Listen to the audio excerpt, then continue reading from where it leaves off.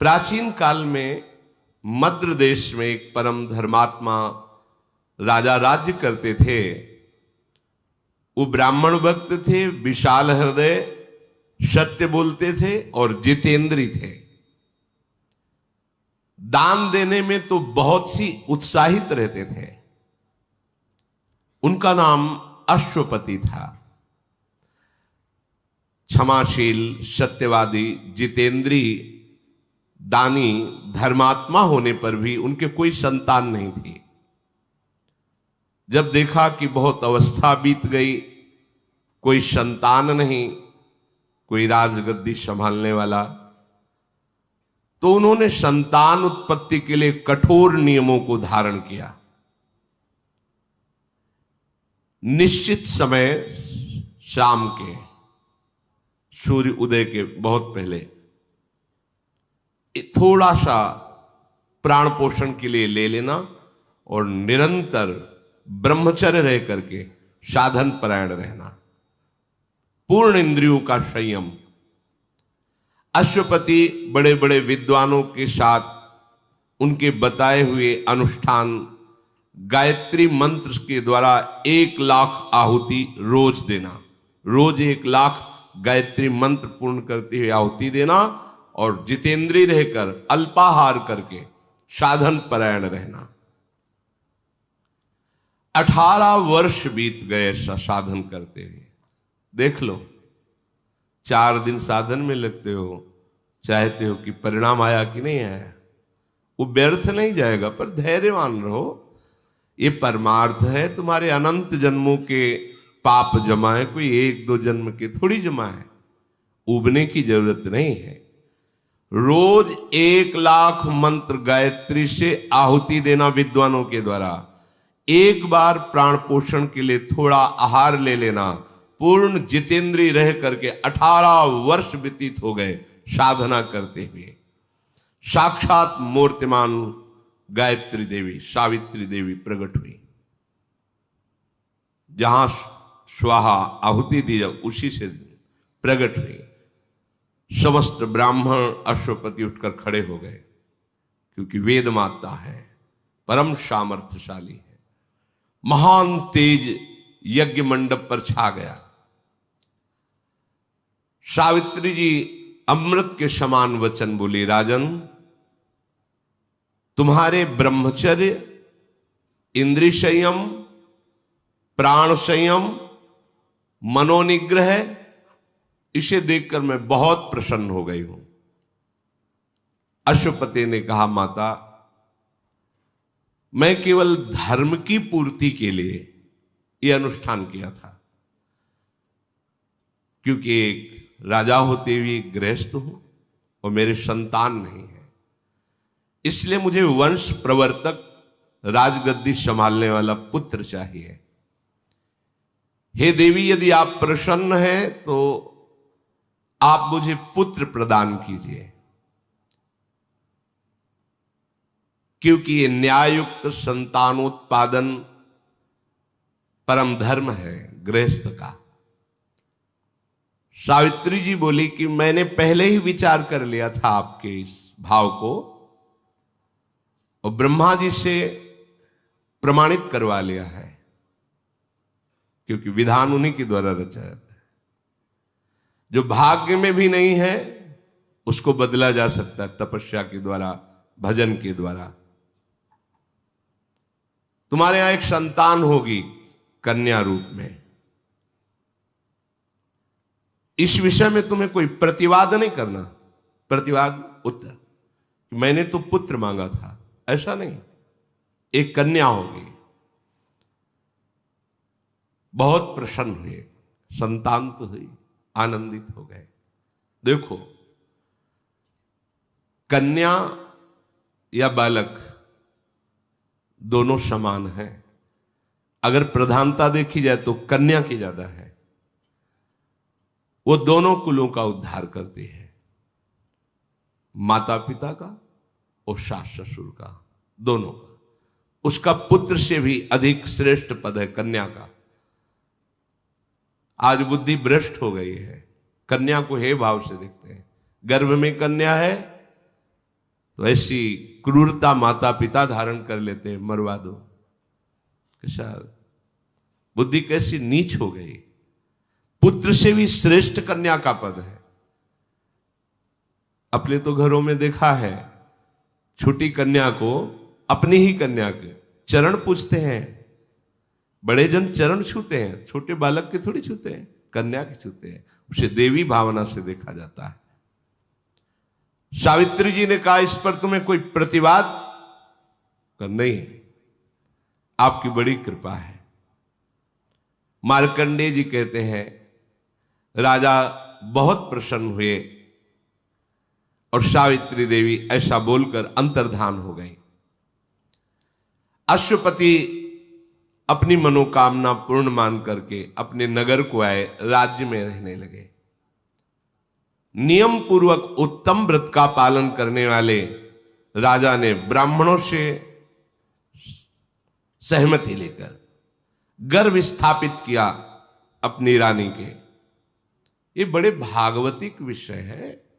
ब्याह हो जाना कोई व्यभिचार में प्रवृत्त हो जाना नहीं है। संयम पूर्वक भगवत आराधन करते हुए संतानोत्पत्ति रूपी क्रिया भगवान की पूजा होती है।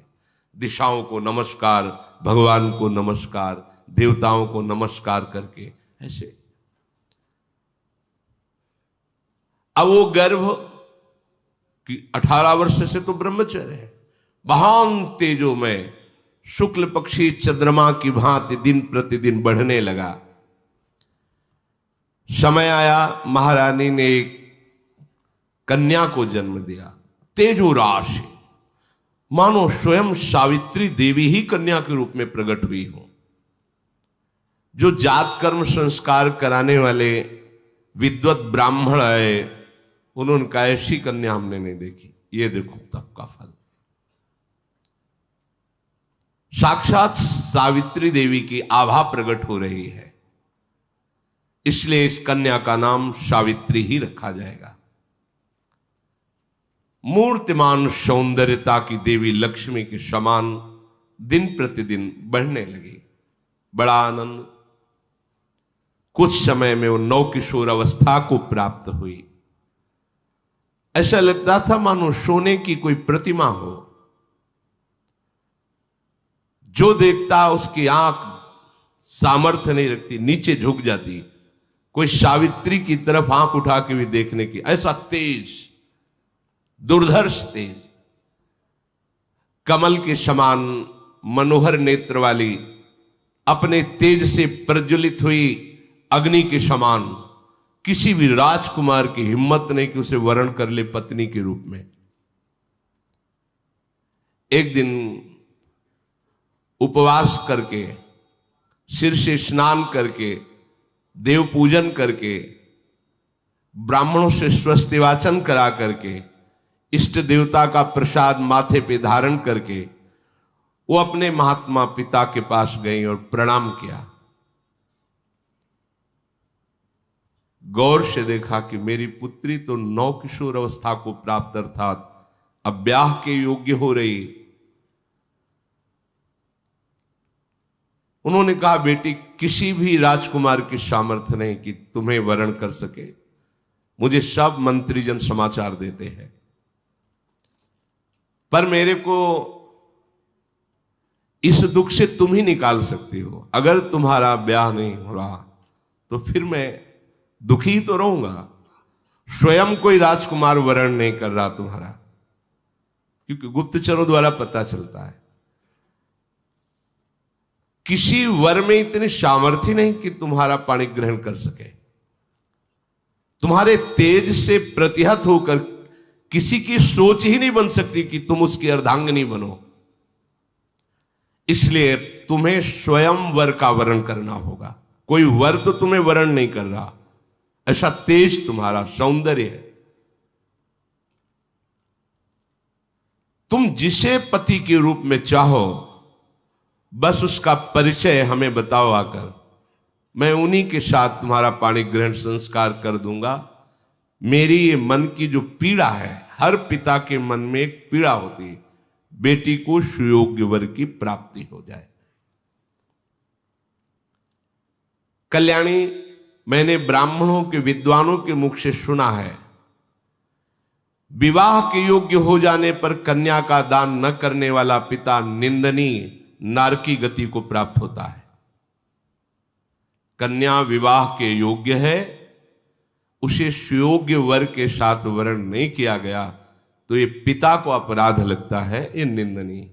ये देखा है, बड़ी शोक और चिंता में हो जाते। जब जनक जी हो गए तो औरों की बात क्या, परम ज्ञानी ब्रह्मबोध संपन्न, जब कोई राजकुमार अजगौ को नहीं उठा पाया तो वो बोले कि हाय, यदि मैं ऐसा जानता कि पृथ्वी वीरों से शून्य हो गई तो मैं ऐसी शर्त ही नहीं रखता, ऐसी प्रतिज्ञा नहीं रखता, आज मेरी पुत्री कुंवारी रह जाएगी मेरी प्रतिज्ञा के कारण। तब लखनलाल ने कहा, कैसी बात बोल दी, जहां प्रभु विराजमान है ऐसे शब्द आपको नहीं बोलना चाहिए। ए अजगौ की बात क्या, भगवान अगर आदेश कर दें तो पूरे ब्रह्मांड को कच्चे घड़े की तरह अभी तोड़ दो। जनक जी भी शोकित हो गए थे।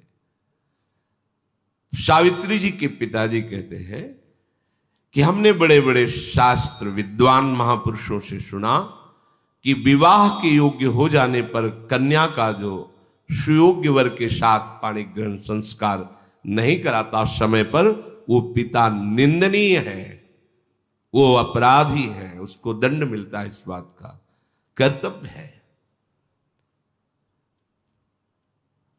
जो पिता के पधार जाने पर अपनी माता की रक्षा नहीं करता, पूर्ण सेवा नहीं करता, वो पुत्र अपराधी है, धिक्कार योग्य है, उसे दंड मिलता है। जो सुयोग्य पत्नी प्राप्त होने पर भी पति अन्य की तरफ काम भावना करके अपनी पत्नी का तिरस्कार, वो दंडनीय अपराध है।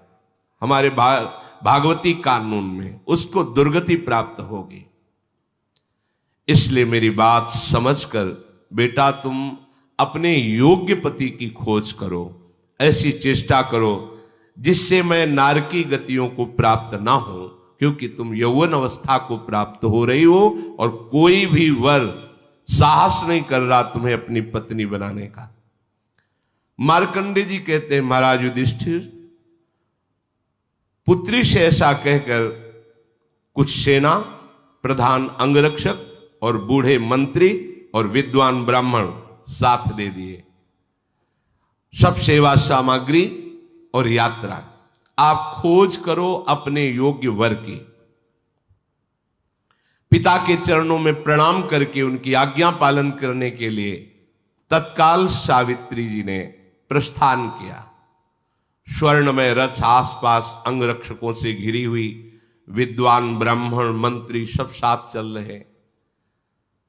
बड़े बड़े मुनियों के आश्रमों में जाकर उनकी चरण वंदना, उनकी सेवा करना और भ्रमण करना, तीर्थों में जाकर के दान करना, पर दृष्टि रहती कि कोई मेरे योग्य वर दिखाई दे दे। एक दिन की बात है, महाराज अश्वपति सावित्री जी के पिता सिंहासन पर विराजमान थे। उसी समय देखा सर्व त्रिभुवन पूजनीय भगवान देवर्षि नारद जी पधारे। खड़े हो गए, साष्टांग प्रणाम किया, चरण धोए, अर्घपाद्य आदि देकर वंदना करके विराजमान किया। इधर सावित्री जी खोज कर रही थी। उन्होंने देखा जंगल में एक साधारण वस्त्र, एक ही केवल, नीचे कोई वस्त्र नहीं, कोई आभूषण नहीं, कांधे पे कुल्हाड़ और लकड़ी का छोटा सा गट्ठर।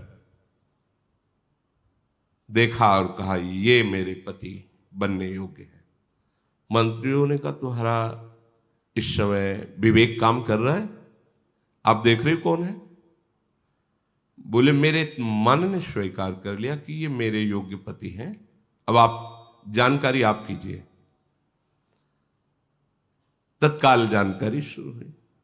पता चला यहीं पास में एक फूस की झोपड़ी है जिनमें इनके माता पिता रहते हैं, वो भी आंखों से अंधे हैं। यही उनका भरण पोषण करते हैं।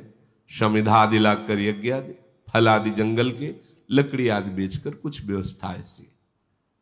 मूल में कौन है? पता चला कि दुमत्सेन नाम के राजा थे। शत्रु पक्ष ने विजय प्राप्त कर ली तो अपने बालक को लेकर जंगल में समय व्यतीत कर रहे हैं, और यहां आने पर वो सब सोच सोच करके इनकी जीवती आंखों की दोनों की चली गई है, और यही अपने माता पिता का भरण पोषण, बस यही मेरे पति है। फिर विद्वानों ने, मंत्रियों ने कहा, आप समझ रही हो, खाने को नहीं है, आप राजकुमारी हो, इतना वैभव। मैंने वरण किया। जब वो सभा में प्रवेश कर रही थी अपने पिता के, तो देवर्षि नारद जी विराजमान थे। पिताजी के साथ देवर्षि नारद जी को बैठा देखकर सावित्री देवी ने नारद जी के दोनों चरणों को स्पर्श करते हुए मस्तक पधराया। नारद जी ने कहा, कहां से आ रहे हो आप? उनका वर की खोज में। अभी अभी मैं आई हूं अपने वर का वरण करके। सावित्री जी ने कहा, आप जानना चाहेंगे? पिताजी सुनो, वो शाल्व देश में दुमत्सेन नाम के प्रसिद्ध एक धर्मात्मा राजा थे। शत्रु पक्ष ने विजय प्राप्त करके उस राज्य पर अधिकार कर लिया, तो वो अपने एक पुत्र को लेकर के जंगल में भाग गए, और बहुत सी विपत्तियों का सामना और चिंतन करने का उनके दोनों नेत्र चले गए, राजा और रानी के। और उनके जो पुत्र हैं उनका नाम सत्यवान है। वो अपने माता पिता का भरण पोषण कर रहे हैं, और मेरे योग्य पति वही है। मैंने मन से उनका वरण कर लिया है। सावित्री जी ने संभाषण नहीं किया था। नारद जी एकदम बोल उठे, नहीं नहीं नहीं, ऐसा नहीं, बड़े खेद की बात, शोक की बात है, तुमने ऐसे को वर्ण कर लिया।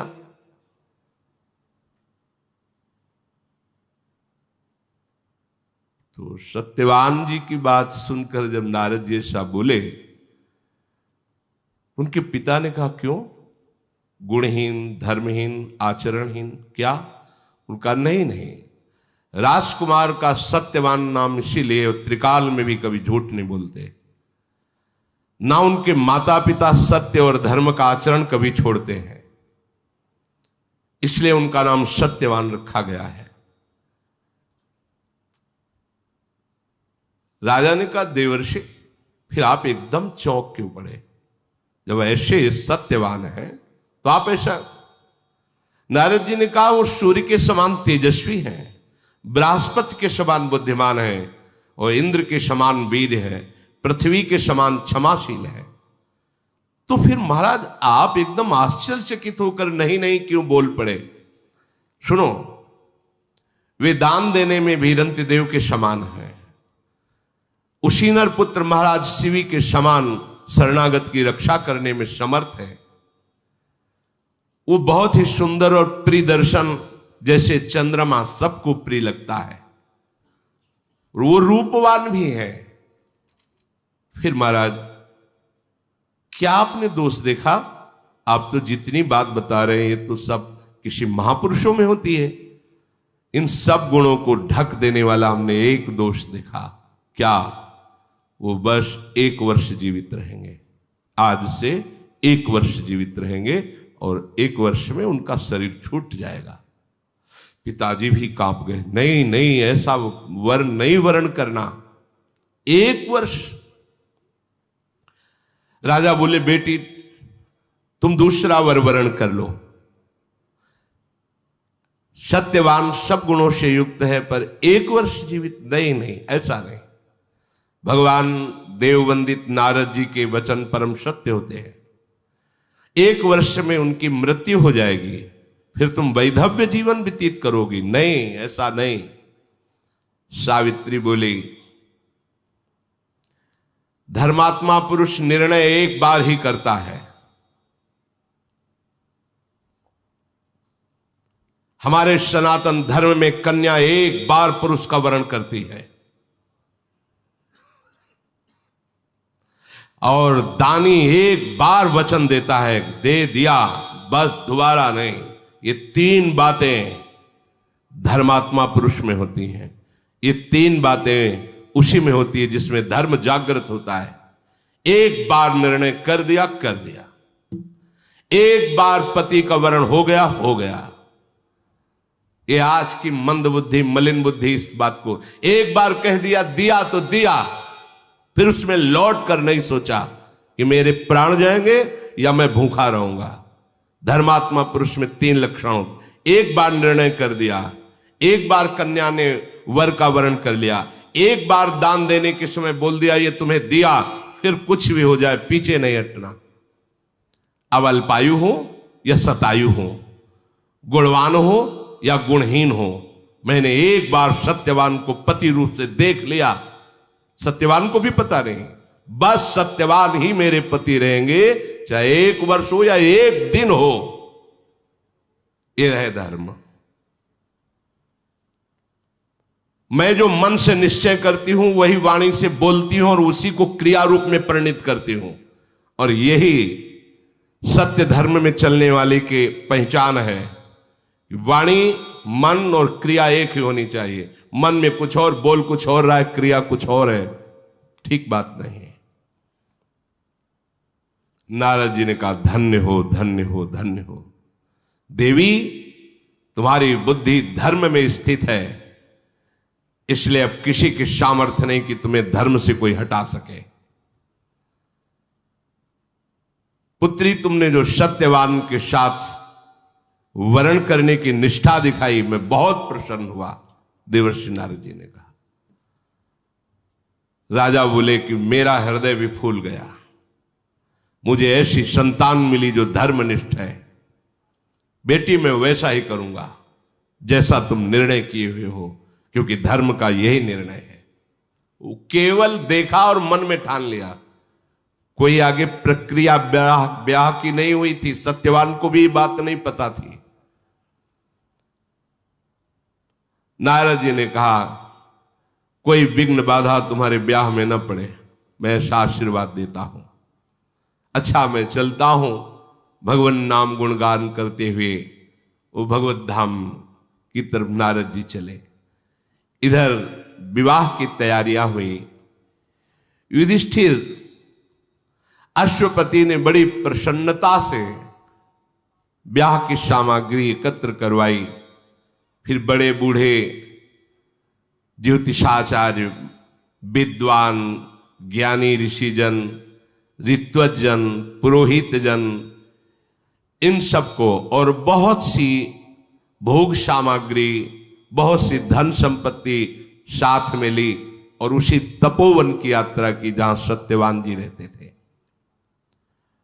वहां आश्रम के निकट पहुंच करके सब सवारियां रुकवा दी और नंगे पैर होकर के अश्वपति, जो सावित्री जी के पिता थे, पाग हटाकर, सर का पाग और चरणों की पादुका ये हटा करके, ये सबसे बड़ा सम्मान होता है, ब्राह्मणों को आगे करके वहां गए। तो वहां देखा नेत्रहीन राजा और रानी, सत्यवान के जो माता पिता हैं, एक साल वृक्ष के नीचे बैठे नाम जप कर रहे हैं। कुशा की चटाई है, जंगली कुशा की। अश्वपति ने जाकर के उनका पूजन किया, प्रणाम किया, फिर परिचय रखा, मैं अश्वपति हूं, अर्घादि के द्वारा आपकी आराधना कर रहा हूं। वेद मंत्रों के ज्ञान करने वाले ब्राह्मणों के द्वारा स्वस्ति वाचन कराकर बहुत सी गौएं और संपत्ति आपको समर्पित करता हूं। इसका उद्देश्य है कि आपके पुत्र सत्यवान को मैं अपनी पुत्री समर्पित करता हूं। हे धर्मज्ञ, इस सावित्री नाम की मेरी तेजोमयी देवी स्वरूपा कन्या है, इसे आप पुत्र वधू के रूप में स्वीकार करें। वो बूढ़े जिनके नेत्र नहीं अंधे हो गए थे वो। बोले महाराज क्या देखकर विवाह कर रहे हो? वैसे मैं भी राजा ही था, पर राज्य भ्रष्ट हो चुका हूं, छिन चुका है राज्य। यहां तो भरपेट भोजन की भी व्यवस्था नहीं है, और आपकी कन्या राजकुमारी, आप खुद कह रहे हैं देवी है, तो उसके पालन पोषण के लिए मेरे पास कोई सामग्री नहीं। इस वन में इस झोपड़ी के सिवा क्या है, कैसे वो रहेगी? इसलिए आप विचार कर लीजिए।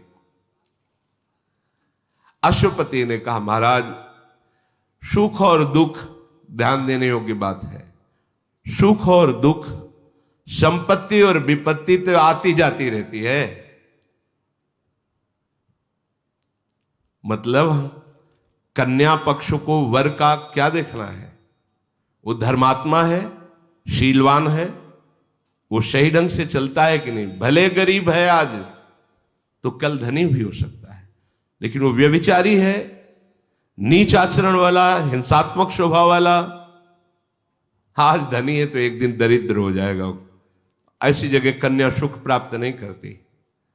जो व्यभिचारी प्रवृत्ति की, चाहे कन्या हो या पुत्र हो, ये फिर निष्ठाएं नहीं होती, पवित्रता नहीं होती, वो परिवार सुखी नहीं रहता, जलते रहते हैं। मैं इस बात को अच्छी तरह जानता हूं कि सुख और दुख, संपत्ति और विपत्ति ये आती जाती रहती है, ये कोई स्थायी बात नहीं। आज गरीब है तो कल महान हो सकता है। यदि धर्मात्मा है, धर्म से चलता है, तो वो खास बात मेरे लिए है, सावित्री के पिता का, और वो सब सत्यवान में मैं देख रहा हूं। मैं बड़ी प्रार्थना करता हूं, आपकी शरण में हूं, आप मेरी पुत्री को स्वीकार कर लीजिए। मैंने सुना है धर्मात्मा पुरुष शरण में आए हुए को वापस नहीं करते, इसलिए आप बड़ी दैन्यता से बात कर रहे हैं। आप ऐसा ना कहें कि आप राज्य से च्युत हैं। आप ऐसे धर्म को धारण किए हुए हैं कि एक राजा का भी सम्मान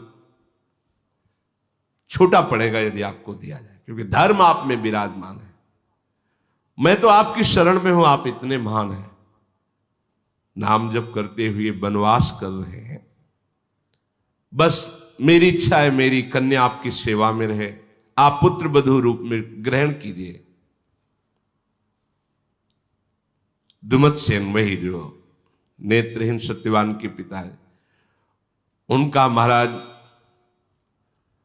यदि ऐसा भाव आपका है तो मैं अपना सौभाग्य समझूंगा कि आप जैसा धर्मात्मा राजा और सावित्री जैसी देवी हमारी संबंध में आएगी।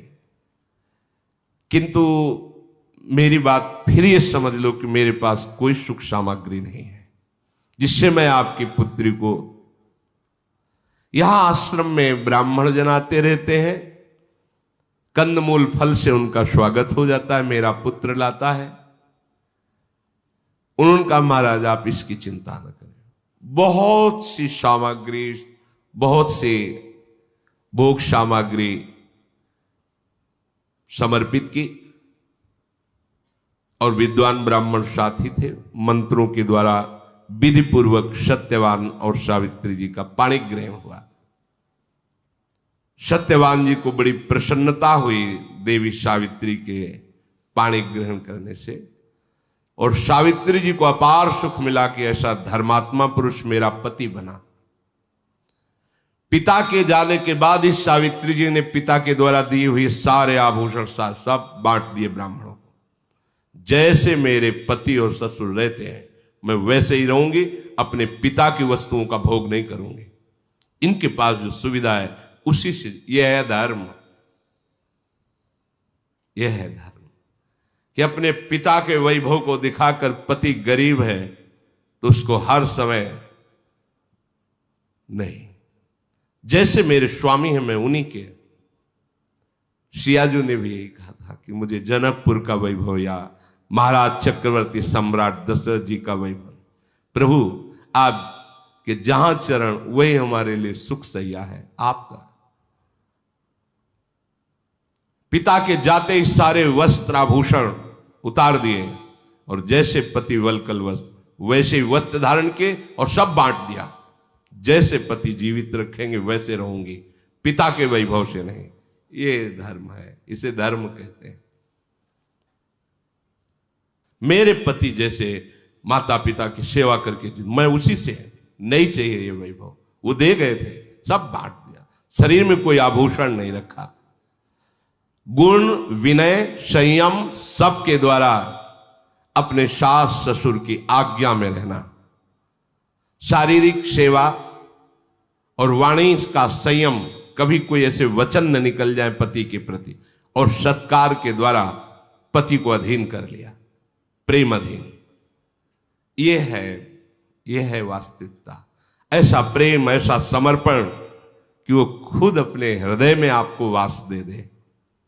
मधुर संभाषण, प्रवीणता पूर्वक कार्य की कुशलता और शांति और एकांत वृत्ति के द्वारा पति की आराधना। एकांत वृत्ति भगवत भाव, मेरे साक्षात भगवान है मेरे पति देव, ऐसी आराधना।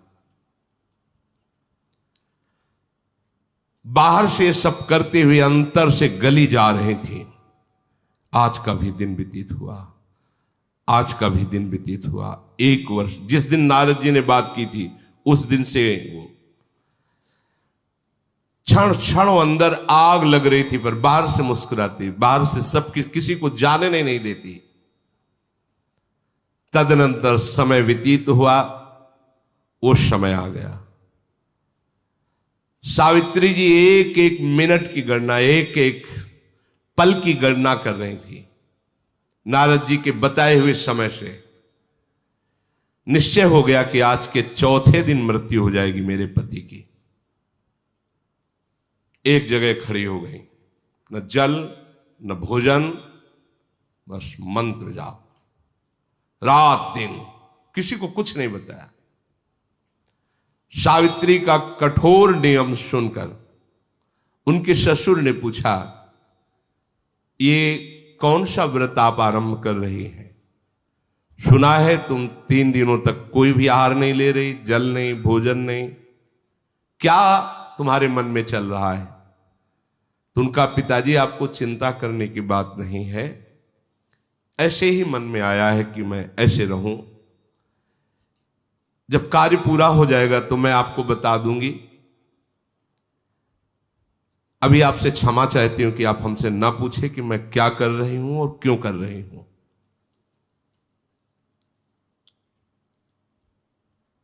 बस आप शांत रहे, तो आप कोई प्रश्न मत कीजिए। तो उनका, बेटी तुम्हारा व्रत भंग हो ऐसा मैं तो भी नहीं चाहूंगा, तुम समुचित रूप से व्रत करो। मैं नहीं बोलूंगा, मैं जानता हूं कि तुम जो भी निर्णय लोगी वो धर्मयुक्त होगा। 3 दिन व्यतीत हुए, अब कल चौथा दिन है। निश्चित पति की मृत्यु है।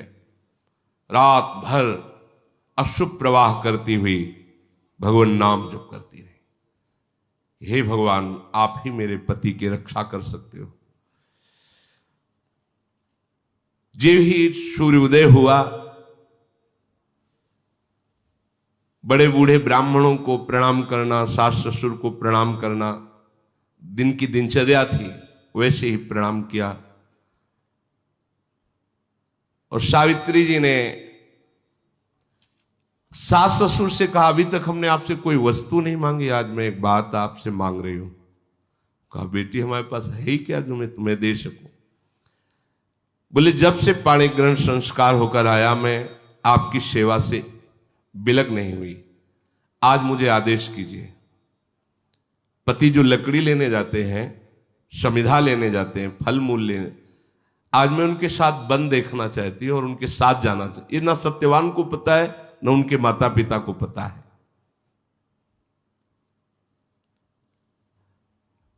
तो उनका, बेटी ये कोई बात है? ये तो तुम्हारा अधिकार है। कहा, नहीं, जब तक आप आज्ञा नहीं करेंगे तब तक मेरा यह अधिकार नहीं है, आपका अधिकार है। पुत्र आपका है, आप आदेश कीजिए तो मैं जा सकता। कितना सूक्ष्म धर्म, कितना सूक्ष्म। यहां तो आज ब्याह होते ही बंटवारा कर लेते हैं, माता पिता को छोड़ देते हैं। कैसा धर्म है? तो फिर सामर्थ्य भी देखो इस धर्म की।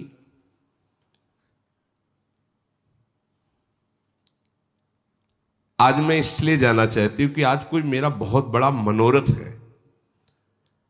जब मैं वो मनोरथ पूर्ण कर लूंगी तब आप भी प्रसन्न हो जाएंगे, देख लेना। अपने सास ससुर से कहा। सत्यवान ने कहा, सुंदरी तुमने पहले कभी ऐसा नहीं कहा हमारे साथ चलने को, आज ही क्यों? बन बड़ा दुखदाई है और मैं बचपन से रह रहा हूं, मुझे अभ्यास है। तुम एक तो कई दिनों से ना आहार लिया है, जल आदि खड़ी ही रही हो, मुझे लगता है तुम वन में चलने लायक नहीं हो। सावित्री ने कहा, भगवान मुझे कोई कष्ट नहीं है, मुझे कभी भी कहीं भी चलने में थकावट नहीं होती, मेरा मन बहुत उत्साहपूर्ण रहता है। बस आपसे प्रार्थना है आप कहीं मना ना कर दीजिए। सत्यवान ने कहा कि आज तक तुमने कोई चाह नहीं प्रकट की, अगर साथ ही चलना चाहती हो तो चलो, हम मना नहीं करेंगे। महान व्रत का पालन करने वाली सावित्री ब्राह्मणों को, सास ससुर को प्रणाम करके एकाकार वृत्ति केवल भगवान में। ये बहुत बड़ी बात है।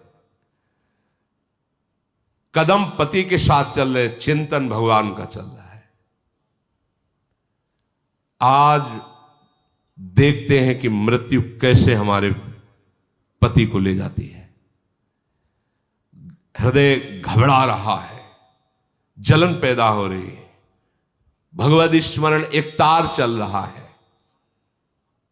देखने में बहुत मुस्कुराती हुई दिखाई दे रही, जिससे उनके पति को पता न चले।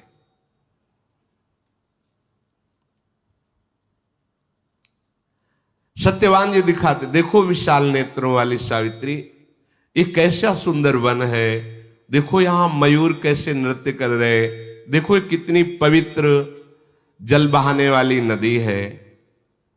धीरे धीरे सावित्री जी चल रही, पर दाह बढ़ रहा है, क्योंकि उनको पता है कुछ ही क्षण रह गए मृत्यु के, और पति को पता नहीं है।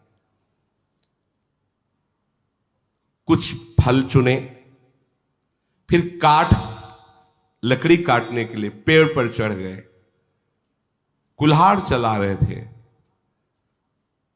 वो बस एकाग्रता से दे। उन्होंने कहा, सावित्री बिना श्रम के इतना पसीना आ रहा है, अरे मेरा तो सर भी फटने लगा है। उनका, भगवान आप नीचे आ जाइए, कभी कभी ऐसा हो जाता है, आप नीचे आ जाइए। नीचे आए तो उनका ऐसा लग रहा है कि मेरे हृदय को कोई छेद रहा है, बहुत हृदय में पीड़ा हो रही, अरे मेरे अंग फटते चले जा रहे हैं। सावित्री जी बैठ गई, कहा भगवान आप आराम से लेट जाइए, और अपनी गोद में सर रखा, सहलाने लगी। आप आराम से सो जाइए, अभी सर दर्द ठीक हो जाएगा। और वो तो सावधान, समझने की समय बिल्कुल मृत्यु का है। सावित्री जी गोद में अपने पति का सर रखकर सहला रहे हैं, आसपास दृष्टि देखते हैं कौन आता है। उसी समय देखा, मुहूर्ता देव चा पश्यत पुरुषम रक्तवाससम बद्धमौलिम वपुष्मंतो मादित्य सम तेजसम। आदित्य सम तेज, मानो सूर्य उदय हो गए हो, लाल वस्त्र धारण किए हुए, भयानक रूप, सिर पर मुकुट बंधा हुआ, भय पैदा हो रहा है। हाथ में पास लिए आकर वहां खड़े हो गए। सावित्री जी ने देखते ही पति का सर जमीन पे रखा और भूमि पर प्रणाम किया, माथा टेके, और हाथ जोड़कर कहा, मैं समझती हूं कि आप कोई देवता नहीं है, लोकपाल है, क्योंकि इतना तेज लोकपालों में ही होता है। अगर आप उचित समझे तो हमें अपना परिचय बता सकते हैं। पतिव्रता से सावित्री तथैव च तपोन्विता। तुम पतिव्रता हो और तुम आत्मबल से युक्त महान तपस्विनी हो। इसलिए मैं तुमसे वार्तालाप कर सकता हूं। तुम मुझे लोकपाल यम इस नाम से मेरा परिचय दिया है। मैं यमराज हूं। तुम्हारे पति की आयु समाप्त हो चुकी है। इस पास में बांध करके अभी अभी मैं उनको यहां से ले जाऊंगा। सावित्री जी ने पूछा कि मैंने तो सुना है यमदूत आते हैं, पर आप यहां स्वयं पधारे, दूत नहीं आए, ऐसा क्यों? श्रूयते भगवान दूतास्तवागच्छन्ति मानवान। मनुष्य को लेने के लिए तो यमदूत आते हैं। नेतु किल भगवान कस्मात, आप स्वयं आए, स्वयं प्रभु। भगवान यमराज ने कहा कि जानती हो, ये तुम्हारा पातिव्रत धर्म और भगवत चिंतन का प्रभाव है कि मेरे दूत तुम्हारे सामने प्रकट ही नहीं हो सकते। क्योंकि महाभागवत ये भी है, महाभागवत 12 महाभागवतों में ये यमराज जी आते हैं, जिनको धर्मराज भी कहा गया है। मेरे दूतों की योग्यता ही नहीं कि आ जाए, इसलिए मुझे स्वयं आना पड़ा है। तत्काल सावित्री जी ने देखा कि उस जीवात्मा को यम पाश में बांधकर, क्योंकि वो दिव्य दृष्टि संपन्न हो चुकी है, बहुत विवश कष्ट पूर्वक शरीर से वो जीवात्मा निकल रही, सांस रुक गई, चेहरे का रंग बदल गया, पति को यमपाश में बंधा देख रही। दक्षिण दिशा की ओर चल पड़े यमराज जी। सावित्री जी पीछे पीछे चल पड़े। परम सौभाग्यवती, व्रत नियम भगवद स्मरण, अबाध गति, कहीं भी जा सकती है। धर्म का बहुत बड़ा बल होता है। ऐसा लगा कोई पीछे आ रहा है, देखा तो उन्होंने कहा कि सावित्री, अब तुम लौट जाओ और अपने पति के दाह संस्कार आदि कार्य को पूरा करो। जो एक पत्नी का परम कर्तव्य है वो तुमने पूरा कर लिया, अब आगे तुम्हें नहीं आना चाहिए। सावित्री जी ने कहा, पत्नी का तो पूरा कर्तव्य तभी होता है जब वो पति के साथ ही रहे। जहां मेरे पति जाएंगे वहीं मैं जाऊंगी, यही सनातन धर्म है। तपस्या और गुरु भक्ति, पति प्रेम, भगवत भजन, व्रत पालन, इनकी सामर्थ्य से मेरी ऐसी गति है कि कोई भी लोकपाल मुझे नहीं रोक सकता। ये देखो, तपस्या अर्थात कष्ट सहना, गुरु भक्ति, पति प्रेम, भगवत भजन और व्रत पालन, इनसे मेरी ऐसी सामर्थ्य प्रकट हो गई, कोई लोकपाल नहीं रोक सकता। जिस लोक में जाना चाहें हम जा सकती हैं। महात्मा जन तो ऐसा कहते हैं कि 7 पग अगर साथ चल ले तो मैत्री संबंध स्थापित हो जाता है। तो मैं तो कई पग आपके साथ चल लिया, तो आप क्या मेरे मित्र नहीं है? यमराज जी से पूछ रहे। महाराज, जिन्होंने अपने मन और इंद्रियों को वश में नहीं किया है, जिन्होंने धर्म पालन नहीं किया है, जिन्होंने गुरु सेवा नहीं की है, जिन्होंने कष्ट रूपी तपस्या नहीं की है,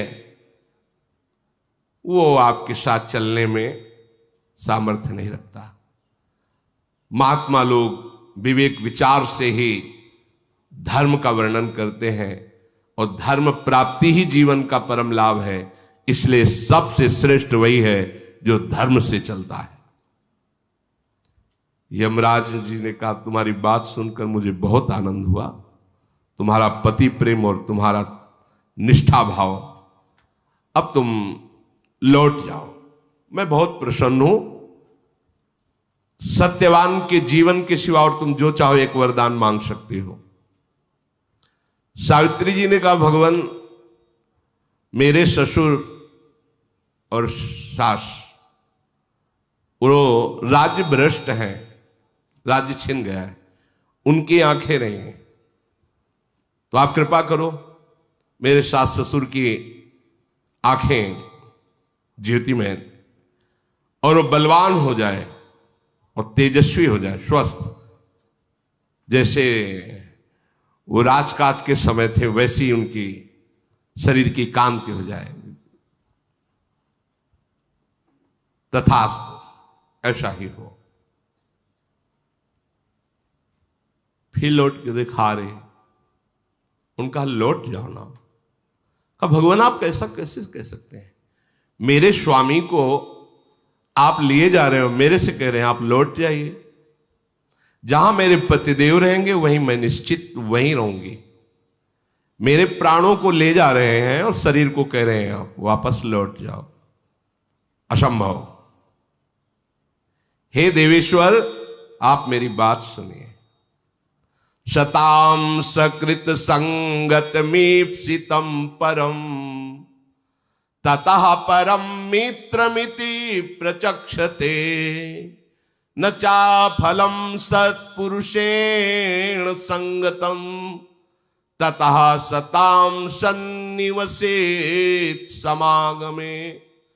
संत पुरुषों का तो एक बार दर्शन और समागम हो जाए तो उसका परम मंगल हो जाता है। कहीं संत पुरुषों से मित्रता हो जाए तो फिर उसके मंगल में कहीं संशय रहता है, कल्याण में। मैंने सुना है साधु पुरुषों का संग कभी निष्फल नहीं होता, इसलिए मुझे साधु संग मिला है आपका। महाभागवत हो आप, निष्फल कैसे हो सकता है। मुस्कुरा दे यमराज जी, बोले बहुत गूढ़ बात तुमने कही, मेरा मन प्रसन्न हुआ। सत्यवान के जीवन को छोड़कर तुम एक वरदान और मांग सकते हो। तो उनका मेरे सास ससुर का राज्य छिन गया था, वो राज्य मिल जाए। जैसा उनका शासन था वैसा ही उनको, तथास्तु, ऐसा ही हो। अब तुम लौट जाओ। फिर पीछे देखा, सावित्री जी जा रहे। आप क्यों नहीं वापस जा रहे?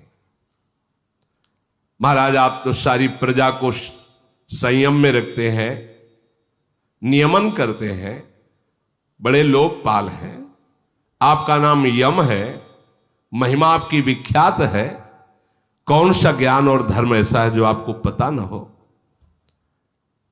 अद्रोहा सर्वभूतेषु कर्मणाम मनुषा गिरा अनुग्रहश्च दानम च सताम धर्म सनातना। मन, वाणी और क्रिया द्वारा जो अपने जीवन में किसी को भी कष्ट नहीं देता, सब पर दया भाव रखता है और दूसरों को सुख देता रहता है, वही साधु है, वही सनातन धर्मी है। संसार के लोग अल्पायु होते हैं, भोगों से शक्तिहीन हो जाते हैं, पर आप जैसे महात्मा की अगर कोई सानिध्य प्राप्त कर ले तो फिर उसे अमंगल नहीं देखना पड़ता। यमराज बोले बहुत सुंदर धर्म की बात कही।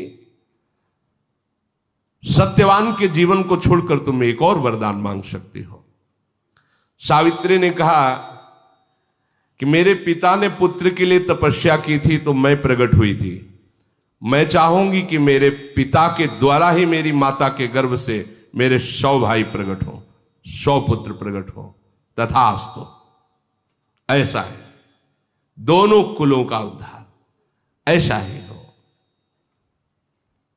फिर चले तो फिर देखा पीछे, अब लौट जाओ, बहुत दूर तक आ गई हो।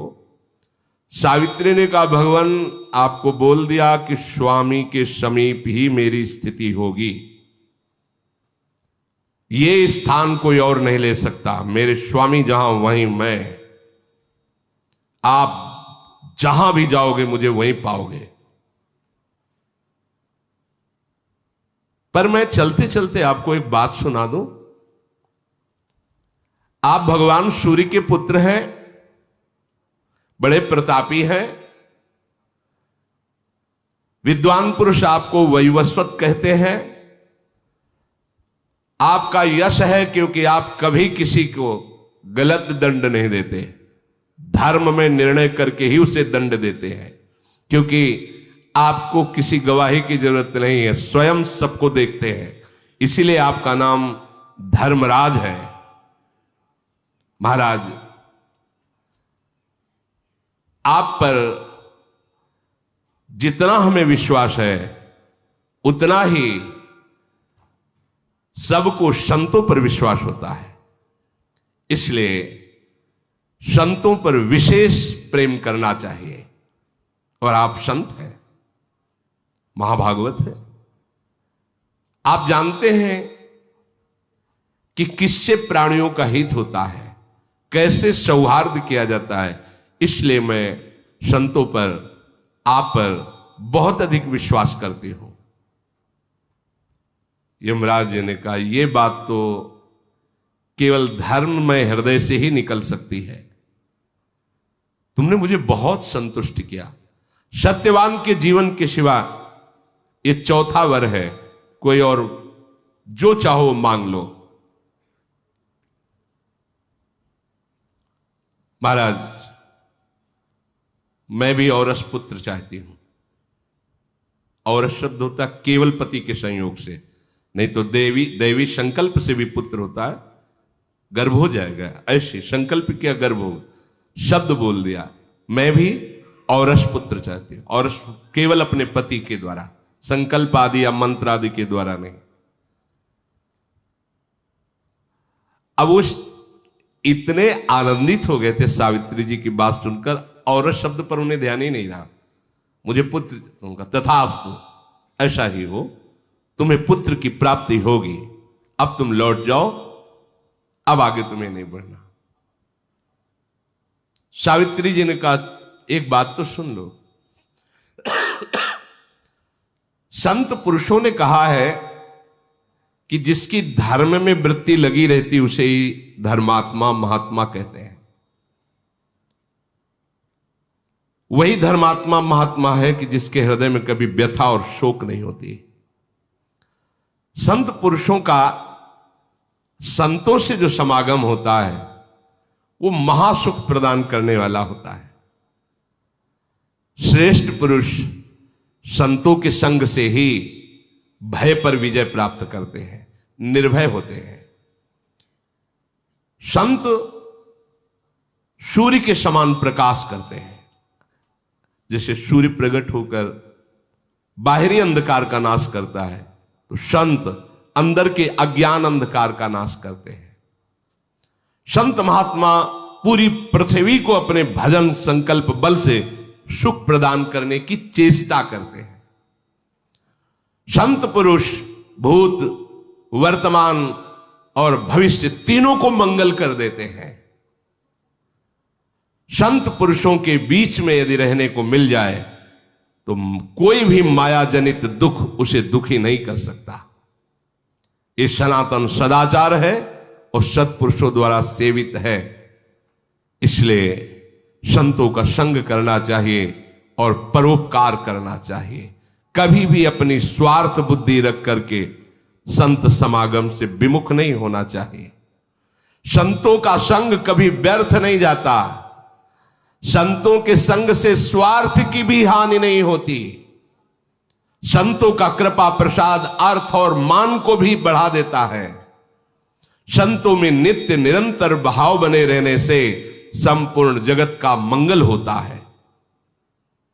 धर्मराज ने कहा, ऐसी गंभीर वाणी और संत निष्ठा, बहुत प्रसन्न हुआ।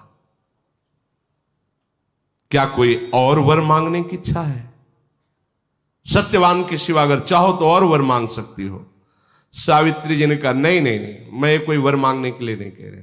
जो वर दिया है उसकी प्रशंसा की है कि आप संत, आपके जैसे संतों का समागम प्राप्त होने पर किंचन मात्र दुख। आपको पता है अभी आपने क्या वर दिया? आपने कहा तथास्तु, और हमने मांगा था औरस पुत्र। कैसे होगा? खड़े हो गए धर्मराज जी। मैं एक पतिव्रता हूं, जानते हो, मन वचन कर्म से आज तक किसी की ओर काम भाव से नहीं देखा। काम भाव से उत्तम के बस अस मन माही, सपने हुआन पुरुष जग नाही। मेरे पति को अब छोड़ो, क्योंकि आपका वचन कभी झूठा नहीं होता। पति के बिना औरस पुत्र नहीं हो सकता।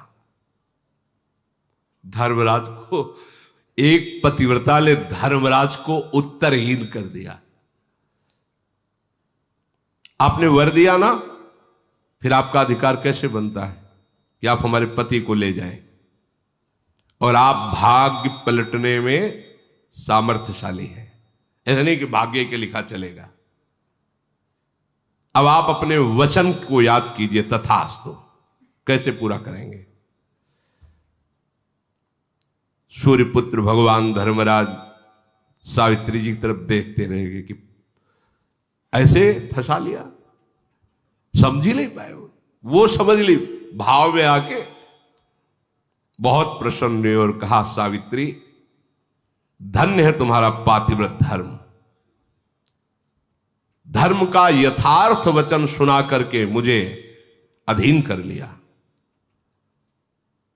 जाओ, मैं मुक्त करता हूं सत्यवान को। कभी जीवन में इनको अब कोई रोग नहीं होगा। ये जो सोचेंगे तत्काल वही हो जाएगा, और तुम सदैव सौभाग्यवती रहोगे। यहां से भूमि लोक से जाओगी तो सौभाग्यवान होके ही जाओगी। पहले तुम सौभाग्य विहीन नहीं जाओगे कि पति पहले चला गया और तुम्हारा ये ऊपर से आशीष से दिया। तेरे ही नाम से वंश परंपरा चलेगी। तुम्हारे सत्यवान से जो पुत्र होंगे धर्मात्मा, महान और बलशाली होंगे, और 100 पुत्र होंगे। धर्मराज जी ने कहा, देखो ये जो भागवतिक धर्म सिद्धांत है मिथ्या नहीं है। हमने लोग कलयुगी जीव ऐसे वासनाओं में बह रहे हैं। सोचो, जहां हमारा, हम कहते हैं हमारा सनातन धर्म, यह है हमारा धर्म। एक बार वर्ण कर लिया, देवर्षि नारद जी कह रहे, पिता कह रहे, वो वर्ण भी ऐसा नहीं, सत्यवान से वार्ता नहीं की। हमने वर्ण किया, अब आप पता लगा ये कौन है, ठीक कुल निकला, ठीक पर। ऐसा नहीं कि हम जो वर्ण कर ले वही, साथ में वयोवृद्ध चल रहे हैं, उनका निर्णय करेंगे। क्या ये जो आज की नवीन धारा चल रही है, यह हमारा धर्म है? ये जो नवीन धारा चल रही, नए नए बच्चे जो आजकल ये मित्रता का व्यवहार करते हुए वासनाओं का खेल खेल रहे हैं, कैसे जानोगे धर्म क्या है? कैसे जानोगे पवित्रता क्या है? जो धर्मराज की भी बुद्धि को लड़खड़ा दिया, सबको उत्तर देने के सामर्थ्य रखने वाले को निरुत्तर कर दिया, वो है धर्म पालन। अपने पति में भगवत भावना करके, ये अलौकिक बात, ये अलौकिक बड़ी महिमामयी बात। जो जहां है अपने धर्म को समझो। ये तुम्हारा मनोरंजन नहीं है, ये जीवन भगवत प्राप्ति के लिए है। नाम जप करते हुए अपने कर्तव्य को भगवान की पूजा समझते हुए, अपने संबंधों को भगवत प्रसन्नता, भगवत भाव से युक्त करते हुए अगर जीवन व्यतीत कर ले गए तो वो पद प्राप्त होगा, वो महिमा जागृत होगी जो जीवन की परम सार्थकता है। श्री राधा वल्लभ लाल।